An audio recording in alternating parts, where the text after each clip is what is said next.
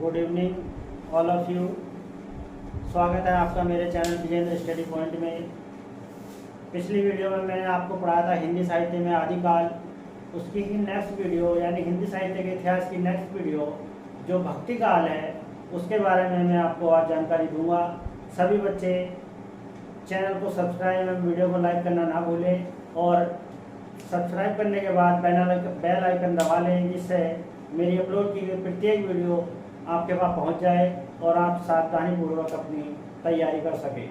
तो सभी बच्चे ध्यानपूर्वक देखेंगे। आदिकाल से जो आगे का इतिहास है यानी भक्ति काल, उसके विषय में मैं आज आपको बताने जा रहा हूं। तो शुरू करते हैं आज की वीडियो। भक्ति काल। भक्ति काल भक्ति काल की बच्चों जो समय सीमा निर्धारित की है आचार्य रामचंद्र शुक्ल ने, समय सीमा यानी भक्ति काल हमारा कब से कब तक चला है उसके विषय में ये चला है हमारा संवत 1375 से संवत 1700 तक। और भक्ति काल को पूर्व मध्य काल भी कहा जाता है। पूर्व मध्य काल, भक्ति काल को बच्चों पूर्व मध्य काल भी कहा जाता है। और ये जो समय सीमा है ये किसके अनुसार है? ये आचार्य रामचंद्र शुक्ल के अनुसार है। आचार्य रामचंद्र शुक्ल ने भक्ति काल की जो समय सीमा निर्धारित की है वो संवत 1375 से संवत 1700 तक की है। इसके बाद भक्ति काल, ये जो बहुत ही इम्पोर्टेंट, बहुत ही मुख्य बात है वो नोट करके मैं लिख रहा हूं। भक्ति काल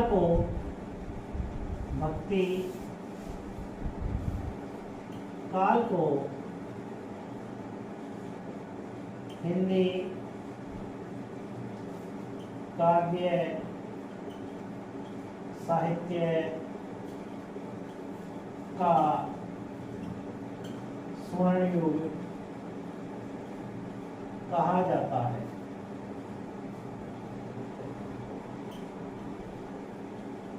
बच्चों भक्ति काल को हिंदी काव्य साहित्य का स्वर्ण युग मान ले यानी सोने का युग, यानी बहुत ही सुंदर, बहुत ही अच्छा, जिसका स्थान हिंदी साहित्य में सर्वोपरि है, सबसे ज्यादा है, तो उसे हम स्वर्ण काल के नाम से जानते हैं। और भक्ति काल को हिंदी काव्य साहित्य का स्वर्ण युग कहने वाले हैं वो कौन है?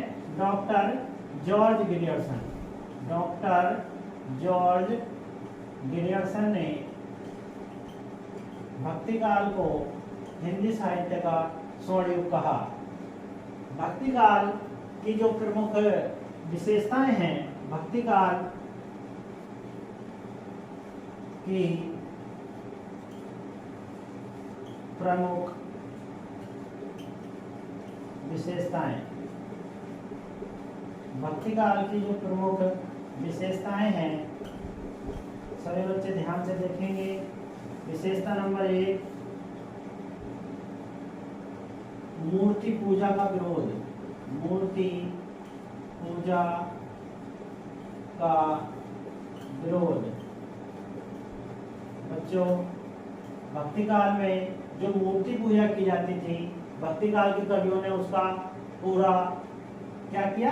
खंडन किया, अर्थात विरोध किया। दूसरी है बाह्य आडंबरों का विरोध। बाह्य आडंबरों का विरोध। जो बाह्य आडंबर यानी जो अंधविश्वास होते हैं, कुरीति होती है, उनका भी इसमें विरोध किया गया। का विरोध। नंबर 3, अवधि एवं विरज भाषा का प्रयोग। विरज भाषा का प्रयोग। जबकि हमारी आदिकाल में जो भाषाएं थी वो कौन सी थी? डिंगल और पिंगल। लेकिन हमारी जो भक्ति काल है उसमें भाषा क्या हो जाती है, हमारी अवधि हो जाती है और मुख्य ब्रज हो जाती है।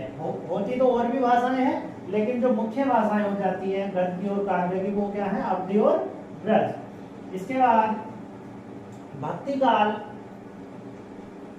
का जो काल विभाजन किया है, भक्ति काल को जो खंडों में बांटा है आचार्य रामचंद्र शुक्ल ने, इसको एक वैज्ञानिक आधार प्रदान करते हुए इसको दो शाखाओं में बांट दिया। एक तो निर्गुण शाखा, निर्गुण शाखा, और दूसरा सगुण शाखा, सगुण शाखा। बच्चों यहाँ ध्यान देने की जरूरत है, भक्ति काल दो शाखाओं में बढ़ जाता है, निर्गुण शाखा और सगुण शाखा। फिर निर्गुण शाखा दो शाखाओं में बढ़ जाती है, एक संत काव्य धारा, संत काव्य धारा, इसको बच्चों ज्ञानाश्रयी शाखा भी कहते हैं, ज्ञानाश्रयी शाखा। दूसरी है निर्गुण शाखा की, जो दूसरी शाखा है उसको कहते हैं हम सूफी काव्य धारा, सूफी काव्य धारा या प्रेमाश्रयी शाखा, प्रेमाश्रयी शाखा। तो निर्गुण शाखा हमारी दो शाखाओं में बढ़ जाती है, संत काव्य धारा और सूफी काव्य धारा। संत काव्य धारा को ज्ञानाश्रयी शाखा भी कहा जाता है और सूफी काव्य धारा को प्रेमाश्रयी शाखा भी कहा जाता है। ऐसे ही हमारा जो सगुण शाखा है वो दो शाखाओं में बढ़ जाता है, एक राम भक्ति शाखा, राम भक्ति शाखा, और दूसरा कृष्ण भक्ति शाखा, कृष्ण भक्ति शाखा। बच्चों जिन कवियों ने राम को अपना ईश्वर मानकर उसकी आराधना की वो कवि राम भक्ति में चले गए, और जिन कवियों ने कृष्ण को अपना ईश्वर मानकर उनकी आराधना की, उनकी भक्ति की, उनका अपनी रचनाओं में गुणगान किया, तो वो कवि कृष्ण भक्ति शाखा में चले गए। अब हम इसके निर्गुण शाखा और सगुण शाखा, संत काव्य धारा, सूफी काव्य धारा, राम भक्ति शाखा और कृष्ण भक्ति शाखा के प्रमुख कवि देखेंगे। तो पहले निर्गुण शाखा, निर्गुण शाखा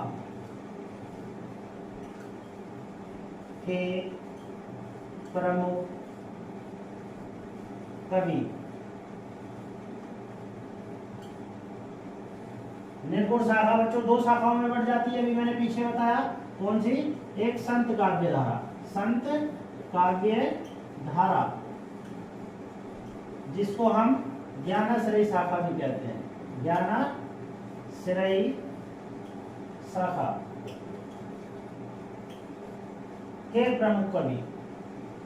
के प्रमुख कवि मैं आपको बताने जा रहा हूं। इधर है कवि और इधर है इनकी रचना। जो ज्ञानाश्रयी शाखा यानी संत काव्य धारा के पुरस्कृतकर्ता माने जाते हैं, यानी सब प्रमुख जो कवि माने जाते हैं वो माने जाते हैं कबीरदास जी, कबीरदास जी। इनकी रचना है साखी, सवद, रमैनी। तो तीन रचना इनकी मानी जाती है, साखी, सवद और रमैनी। दूसरे हमारे कवि हैं दादू दयाल, दादू दयाल।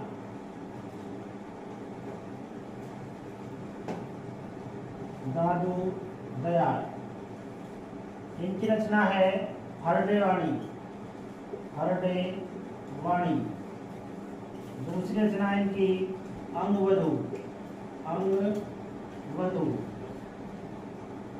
अगले कवि हैं हमारे दादू दयाल के बाद है हमारे मलूक दास। मलूक दास, मलूक दास में हमारे जो मलूक दास की रचना है वो है ध्रुव चरित। ध्रुव चरित।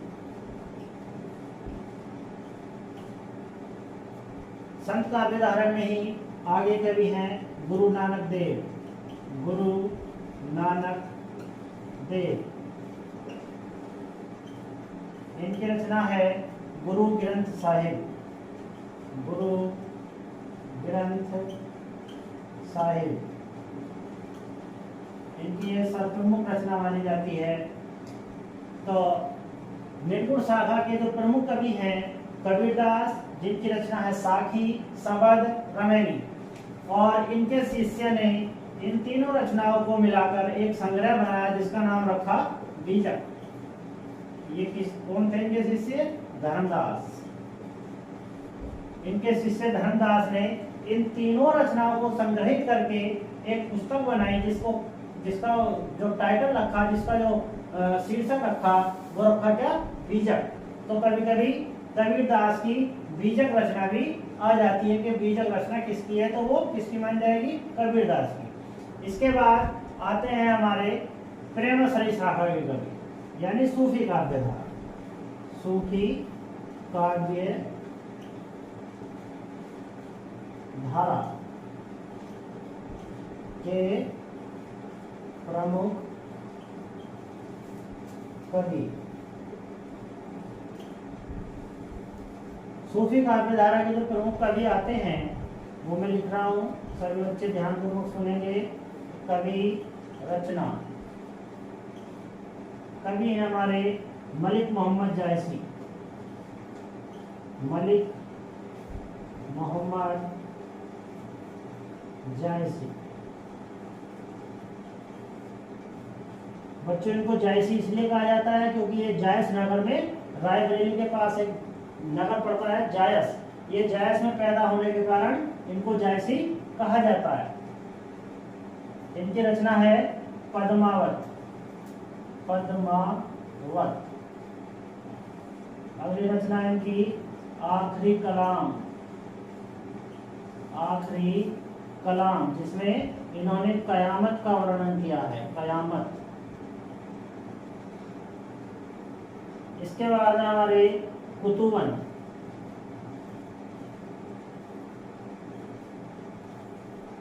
कुतुबन की रचना मानी जाती है मिर्गावती। मिर्गावती। अगले कवि हैं हमारे मंझन, जिनकी रचना है मधुमालती।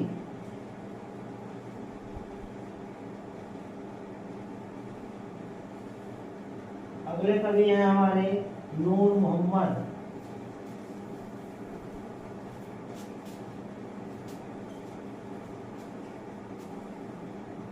इनकी रचना है इंद्रावती।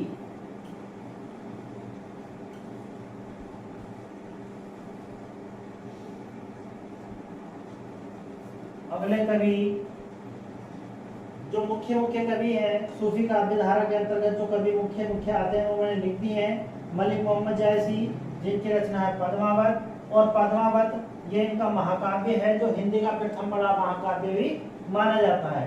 इनकी दूसरी रचना है आखिरी कलाम। इसके दूसरे कवि हैं कुतुबन, इनकी रचना है मिर्गावती। अगले कवि हैं हमारे मंझन, जिनकी रचना है मधुमालती।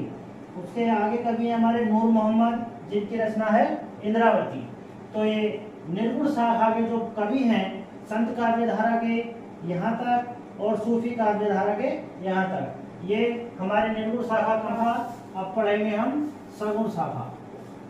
तो सगुण शाखा भी दो शाखाओं में बढ़ जाती है, एक राम भक्ति शाखा और एक कृष्ण भक्ति शाखा। तो पहले पढ़ेंगे हम राम भक्ति शाखा के प्रमुख। राम भक्ति शाखा के प्रमुख कवि। राम भक्ति शाखा के जो प्रमुख कवि हैं वो माने जाते हैं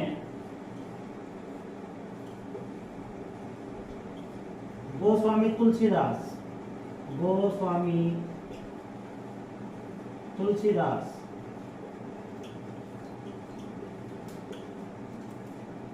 रचना है इनकी श्री रामचरितमानस, श्री रामचरितमानस।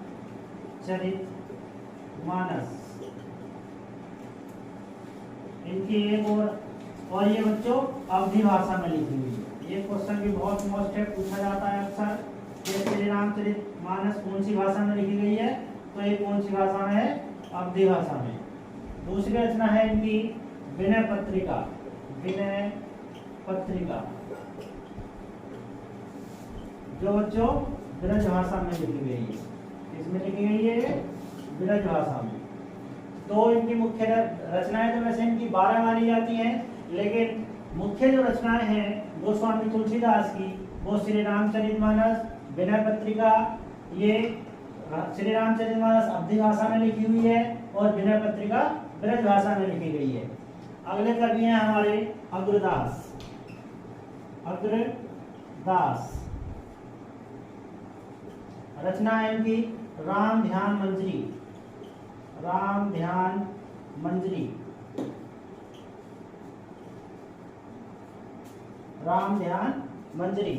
अगले कवि हैं हमारे केशवदास, केशवदास।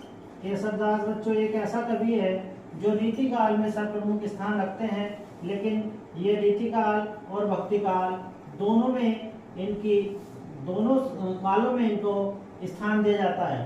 तो इनकी राम भक्ति शाखा से प्रमुख रचना है, वो है रामचंद्रिका, रामचंद्रिका, जिसको बच्चों छंदों का अजायब घर भी कहा जाता है। इसके बाद हमारे राम भक्ति शाखा के जो प्रमुख कवि, कृष्ण भक्ति शाखा के प्रमुख कवि, कृष्ण भक्ति शाखा के प्रमुख कवि, कृष्ण भक्ति शाखा के प्रमुख कवि देखेंगे हम, क्योंकि सर्व शाखा 2 शाखाओं में बढ़ जाती है, एक राम भक्ति शाखा और एक कृष्ण भक्ति शाखा। तो कृष्ण भक्ति शाखा के कवियों में देखेंगे हम कवि और इधर रचना। कवि में आते हैं हमारे सूरदास, जो कृष्ण भक्ति के सर्वश्रेष्ठ कवि कहे जाते हैं। इनकी रचना है सूर सागर, सूर सागर। अगली है हमारी मीराबाई। इनकी रचना है राग सोरठ के पद, राग सोरठ के पद। आगे कवि हमारे रसखान, रसखान। इनकी रचना है प्रेम वाटिका, प्रेम वाटिका।